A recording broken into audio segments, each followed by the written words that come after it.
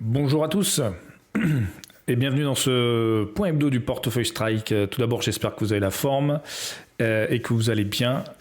En ce début de printemps, je tenais à remercier l'ensemble des participants à la rencontre entre investisseurs que nous avons organisée le week-end dernier, du 22 au 24 avril, dans un centre de vacances. Ça a été une fois de plus une expérience extrêmement enrichissante. Et je remercie une fois de plus l'ensemble des participants pour leur confiance.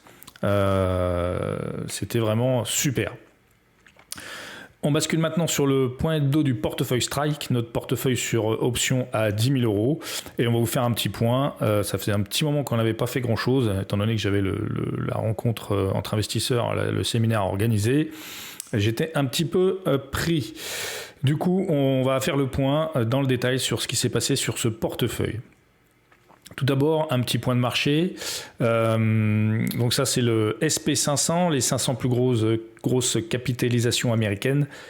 Donc un SP500 depuis le début de l'année qui est à moins 13,86%. Donc cela veut dire qu'on est déjà au T1, le premier trimestre est déjà passé. On attaque le deuxième trimestre. Donc on a un début d'année assez compliqué sur les marchés. Là, on est sur un moins 13,86%. Et on a eu un mois d'avril pas plus simple parce que sur le mois d'avril, comme vous le voyez, on a perdu sur le SP500 un bon 10%.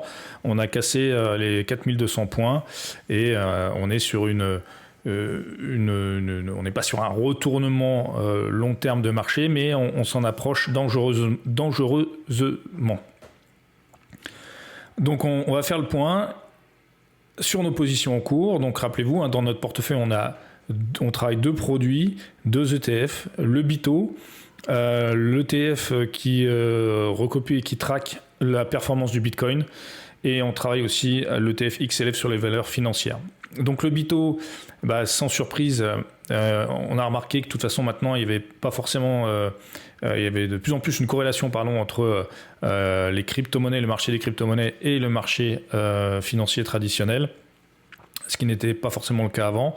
Les crypto-monnaies jouant un rôle de valeur refuge, notamment pendant la crise Covid. Là, actuellement, le marché traditionnel ne va pas bien et le marché des cryptos, c'est pas qu'il va pas bien, mais il suit quand même la même tendance. Sans, bien sûr, casser certains supports. Mais en fait, c'est comme le marché traditionnel. Il s'approche du précipice dangereusement, même si pour l'instant, on n'a toujours pas franchi la ligne rouge. Donc un BITO sur le mois qui perd presque 20%. Et donc nos positions, notre position sont celles-là. Donc c'est un contrat put, une vente de put que l'on a ouvert le 14 avril. Donc il n'y a pas si longtemps que ça.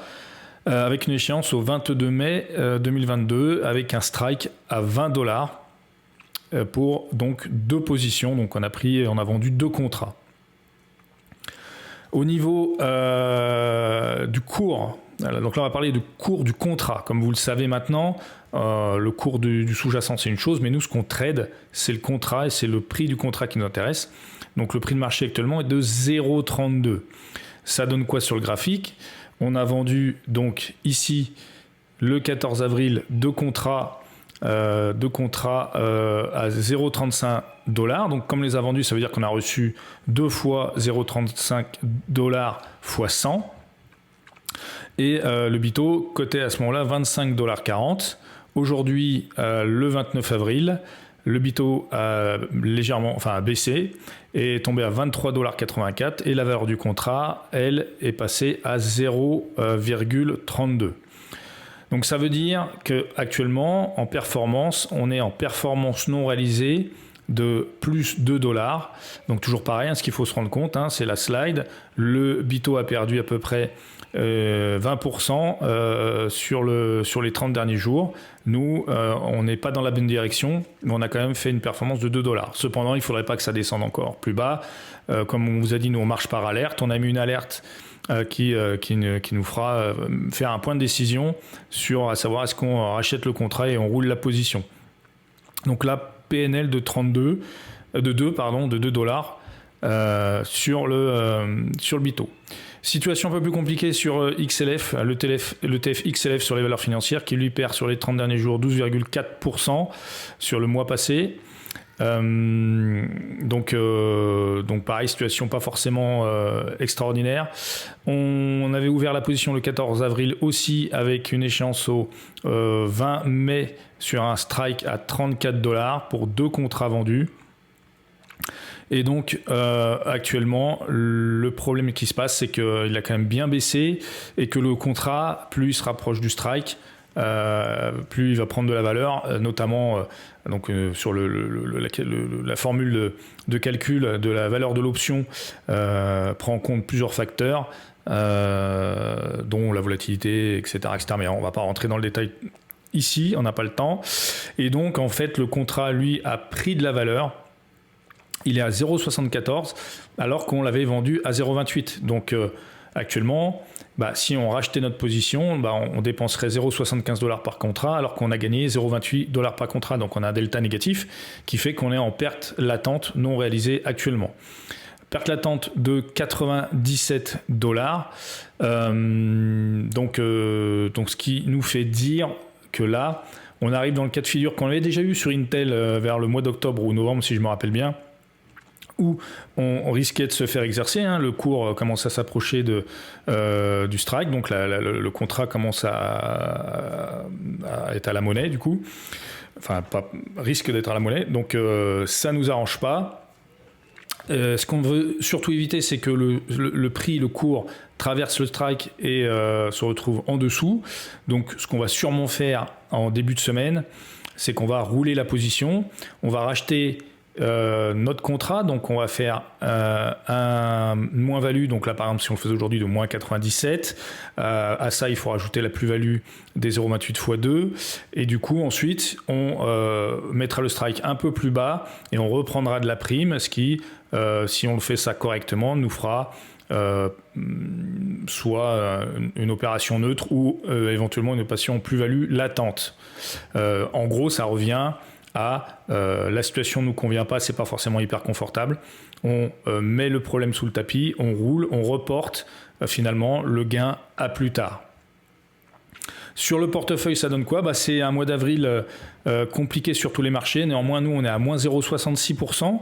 Moins 0,66%, c'est quand même pas mal. Quand on voit les sous-jacents sur lesquels on est, qui ont pris sur les 30 derniers jours entre moins 10 et moins 20%, sur l'impact sur notre portefeuille de moins 0,66. Donc l'effet est recherché, on n'est pas en gain. Alors on a fait du réalisé, bien sûr, toujours on reçoit de la prime est acquise, il n'y a pas de souci, donc on fait du réalisé, mais les moins-values latentes grèvent cette performance réalisée, nous font aller dans le territoire négatif en moins 0,66 sur le mois d'avril.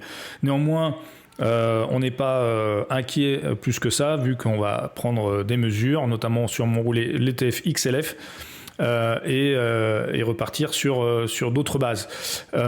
Et c'est ce qui est intéressant dans ce qu'on fait, enfin c'est ce que nous on trouve intéressant dans ce qu'on fait, c'est que vous le voyez bien, on a une flexibilité, on a une profondeur stratégique sur le marché où on n'est pas stacké, on n'est pas bloqué sur une position, vu qu'on ne possède pas le sous-jacent, on ne subit pas le marché, on est sur un dérivé et on a une flexibilité, une manœuvrabilité sur ce dérivé qui est fort intéressante, qui nous permet de justement avoir plusieurs entre guillemets options face à un problème de marché, face à une situation qui ne nous conviendrait pas. Donc moins 0,66% au mois d'avril, c'est pas positif, mais c'est quand même pas catastrophique, loin de là. Au niveau des pertes, on est à moins 69,6 $ sur le mois d'avril. Et au niveau du portefeuille global, la performance globale depuis qu'on a commencé, on était passé vers les entre 7 et 7,50% de performance depuis le départ. On retourne autour des 6% actuellement. Et on va voir, on va essayer de reprendre le contrôle des choses pour le mois de mai, en espérant que le mois de mai ne soit pas go away. Sell in May and go away. Parce qu'on a déjà eu le mois d'avril où on a déjà sell in April and go away, donc on va essayer d'éviter de faire... Enfin, j'espère qu'on ne va pas continuer dans la direction.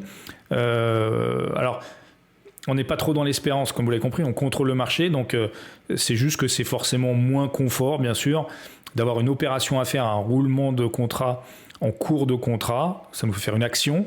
Quand le marché monte en fait et qu'on vend nos puts, nos contrats, en fait on regarde ça de loin et puis on est relativement tranquille.